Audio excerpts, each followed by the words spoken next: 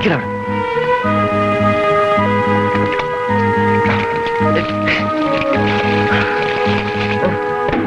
ബാബു, നീ എന്തിനാ ഇങ്ങനെ കുടിക്കുന്നത്?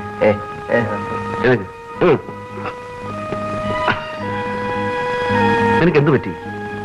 ആ പെണ്ണിനെ ഓർത്തിട്ടാണോ നീ ഇങ്ങനെ കുടിക്കുന്നത്? നിന്റെ അച്ഛനാണ് ഇതിനെ കാരണം. എന്നെ സ്നേഹിച്ചവരെല്ലാം അകറ്റി. ആദ്യം എന്റെ അമ്മ, ഇപ്പം മായെ. നീ എന്താണ് ഈ പറയുന്നത്? ആ തമ്പിയുടെ വിരോധം കൂട്ടാല്ലേ അയാളോടെ പോയത്? നിന്റെ തലയ്ക്ക് ഇതുവരെ വെളി വന്നിട്ടില്ല. ഇപ്പൊ വെളിവായി. എല്ലാവരും എനിക്കെതിരാണ്. നീ ബാബു,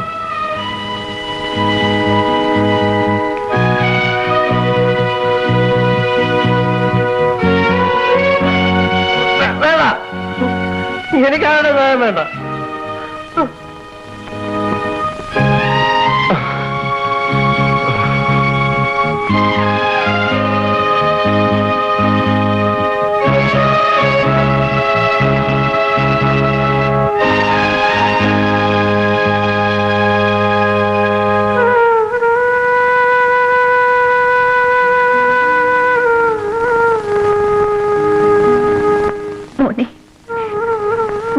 തുടങ്ങിയാൽ മമ്മി വേദനിക്കൊന്നും അറിയില്ല.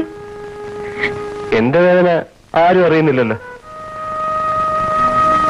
എത്ര നാളായി മമ്മി എന്റെ അടുത്ത് ഇതുപോലെ വന്നിരുന്നിട്ട്? എന്റെ കാര്യം ശ്രദ്ധിക്കാൻ സമയം ഉണ്ടാവില്ലല്ലോ. ഓഫീസും ഭർത്താവല്ലേ മമ്മിക്ക് വലുത്. മോനെ, അതുകൊണ്ടാണ് നീ കുടിച്ചത്? കൂട്ടുകാർ പറഞ്ഞു കേട്ടപ്പോ സഹിക്കാൻ വയ്യാതെ ഞാൻ കുടിച്ചു. എന്താ അവര് പറഞ്ഞത്? മമ്മിയെ തോൽപ്പിച്ചാണ് രാജുവിന്റെ അച്ഛനെല്ലാം കൈയടക്കിയതെന്ന്. ബാബു, അദ്ദേഹത്തെ പറ്റി അങ്ങനെ പറയരുത്. രാജുവിന്റെ കാര്യത്തിൽ മാത്രമേ അയക്ക് ശ്രദ്ധയുള്ളൂ. രാജു അമ്മയില്ലാതെ വളർന്നതല്ലേ? അച്ഛനില്ലാതെ വളർന്ന് എന്നെ ആർക്കും വേണ്ടല്ലോ.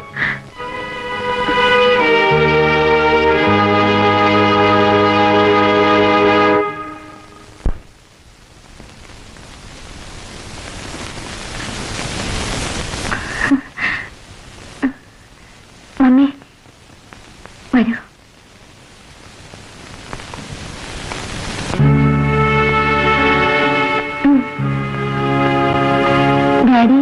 സുമതിയെ നീ എനിക്ക് പരിചയപ്പെടുത്തുക. വീണ്ടും കാണാൻ കഴിഞ്ഞതിൽ സന്തോഷമുണ്ട്. വലുതിരിക്കും.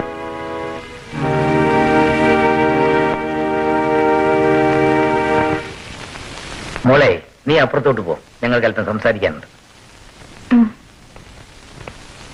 സുമതിയമ്മ എന്നെ കാണാൻ ഇങ്ങോട്ട് വരുമെന്ന് ഞാൻ കരുതിയില്ല. മകന്റെ കാര്യത്തിനാണെങ്കിൽ ബാബുവിന്റെ അമ്മ എന്ന നിലയിൽ എനിക്കൊരു അപേക്ഷയുണ്ട്. മനസ്സുകൊണ്ട് അടുത്ത് നമ്മുടെ മക്കളെ പിരിക്കരുത്. നിങ്ങളുടെ മകൾക്കും അതിൽ ദുഃഖം ഉണ്ടാവില്ലേ? അവൾ കൂടുതൽ ദുഃഖിക്കാൻ ഇടയാവരുതെന്ന് കരുതിയാണ് ഞാൻ ഈ ബന്ധത്തെ എതിർക്കുന്നത്. എന്റെ മകളെ ഞാൻ വളർത്തിരിക്കുന്ന അങ്ങനെയാണ്. അവക്ക് വരുന്ന ഭർത്താവിനും ആ കഴിവുണ്ടായിരിക്കണം. മായയ്ക്ക് അവിടെ ഒരു കുറവും വരില്ല. എങ്ങനെ വിശ്വസിക്കും? നിങ്ങളുടെ വരുമാനവും ഇന്നുള്ള പദവിയും ആ സ്ഥാപനമല്ലേ നിലനിർത്തുന്നത്.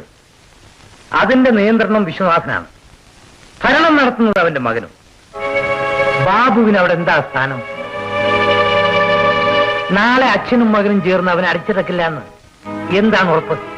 ഇല്ല, അങ്ങനെ ഒരിക്കലും സംഭവിക്കില്ല. പറഞ്ഞാ പോരാ, എന്നെ ബോധ്യപ്പെടുത്തണം.